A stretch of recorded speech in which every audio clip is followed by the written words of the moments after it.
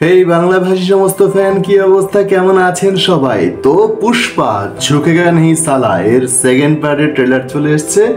ঘন্টা 2 আগে এর বাংলা ট্রেলার রিলিজ দেওয়া হয়েছে। আমার কাছে কেন জানি মনে হচ্ছে এটাই বোধহয় সম্ভবত প্রথম কোনো সাউথের মুভি যার অফিসিয়াল বাংলা ডাবিং হয়েছে। আশা করি বাংলা মুক্তি পাবে, বাংলা ভাষায় ডাবিং হয়ে। আমাদের বাংলাদেশেও হয়তো এটাই শেষ ইন্ডিয়ান সিনেমা যেটা কিনা মুক্তি পেতে যাচ্ছে। যাই হোক, আমি অলরেডি তার অরিজিনাল যে তেলেগু ভাষা সেই ভাষার ট্রেলার দেখেছি, হিন্দি ট্রেলার দেখেছি। আমার কাছে তেলেগুটা বেস্ট মনে হয়েছে, কিন্তু যখন বাংলা ট্রেলারটা দেখলাম রিলেটিভলি এটাতে কিন্তু ভিউ অনেক কম। তো ভাবলাম ফিল্ম বাংলাদেশ চ্যানেলের মানুষের জন্য বাংলা ভাষায় পুষ্পা ট্রেলারটা কেমন ডাবিং করেছে তা একটু আমরা শুনি এবং সাথে সাথে রিয়াকশন দিই। এবং এটা দেখার পরে অ্যাকচুয়ালি এটা আমি কি ভাবছি, থিওরি কী করছি সেটাই আপনাদের বলে দেবো ছোট্ট করে। তো চলুন আগে রিয়াকশন দিই, দেখি কেমন বাংলা ডাবিং হয়েছে।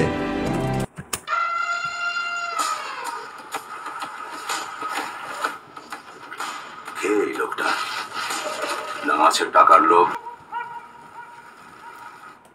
ভাই অনেস্ট কথা বলি, ক্রাউড ডাবিং খুবই জঘন্য হয়েছে। ক্রাউড ডাবিং বলতে আমরা যারা ভয়েসের কাজ করি তারা জানি, সিনেমায় যখন অনেক লোক থাকে সবার যে ভিড়ের ডাবিং, এটাকে ক্রাউড ডাবিং বলে। এটা মোটামুটি দেখা যায় সিনেমার সিনে 200-300 মানুষ, কিন্তু অ্যাকচুয়ালি ডাবিং করে 10-12 জন, সেটা পরে মাল্টিপ্লাই করে দেওয়া হয়। কিন্তু এখানে শেষে যে দেখানো হলো যে 4-5টা মানুষ তারা পুষ্পার যে আগের ক্যাচফ্রেজটা দিচ্ছে, কিন্তু এখানকার ডাবিং খুবই খারাপ হয়েছে। ক্রাউড ডাবিংটা খুবই খারাপ হয়েছে। আর ওভারঅল আমার কাছে পুষ্পার যে মেন অভিনয়, যে আল্লু অর্জুনের ডাবিং যে করেছে তার কণ্ঠ আমার কাছে ভালো মনে হয়নি। প্রথম দিকে ভিলেনের ডায়লগটা শুনে মনে হচ্ছিল যেটা জিত হতে পারে। যাই হোক, আমি একটু ডেসক্রিপশনে দেখি কোনো ডাবিং আর্টিস্টের নাম দেওয়া আছে কিনা, তারপরে কথা বলবো ডাবিং আর্টিস্ট সম্পর্কে। না, ডেসক্রিপশনে তো কোনো ডাবিং আর্টিস্টের নাম দেওয়া নেই। যাই হোক, অনেকগুলো নতুন নতুন ডায়লগ এসছে, খুব ইন্টারন্যাশনাল লেভেলে আছে, অনেক বড় স্কেল আপ করা হয়েছে। কিন্তু আমি কিন্তু খুব ইজি একটা জিনিস লক্ষ্য করেছি, এটা আসলে আমরা যারা ব্রেকডাউন করি এদের একটা অভিশাপ, যে সামান্য একটা জিনিস দেখলে আমরা স্পয়লার বুঝে যাই।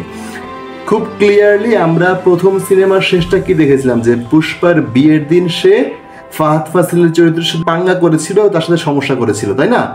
তো এবং এখানে সে বলে যে বউয়ের কথা শোনা গ্যাংস্টার শুনে কি করতে পারে সে পুষ্পা দেখাই দিবে।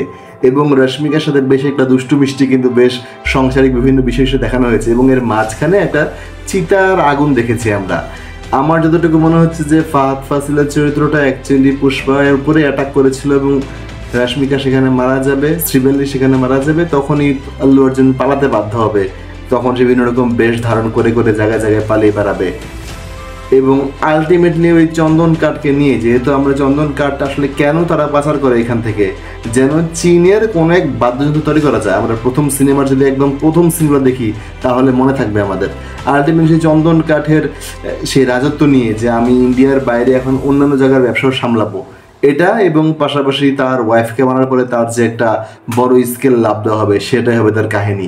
আমার কাছে যতটুকু মনে হচ্ছে এটাই, খুব বেশি মাথা ঘামানোর কোনো কিছু নাই, জাস্ট স্ট্রেট ফরওয়ার্ড মজা। আর সম্ভবত পুষ্পা 2 সর্বশেষ ইন্ডিয়ান মুভি যেটা কিনা রিলিজ পেতে যাচ্ছে, কারণ কি মোস্তফা সরোয়ার ফারুকী কদিন আগে আমাদের বর্তমান যে উপদেষ্টা, তথ্য উপদেষ্টা, তাকে সাথে নিয়ে সিনেপ্লেক্স মাঝের সাথে কথা বলেছিল। তো দেখা যাক শেষ পর্যন্ত কি হয়। ডিসেম্বরের 5 তারিখে আসতেছে পুষ্পা 2। দেখি সিনেমা দেখা হলে একসাথে বসে প্রপারলি রিভিউ করব। তো আজকের মতো বিদায়, টাটা।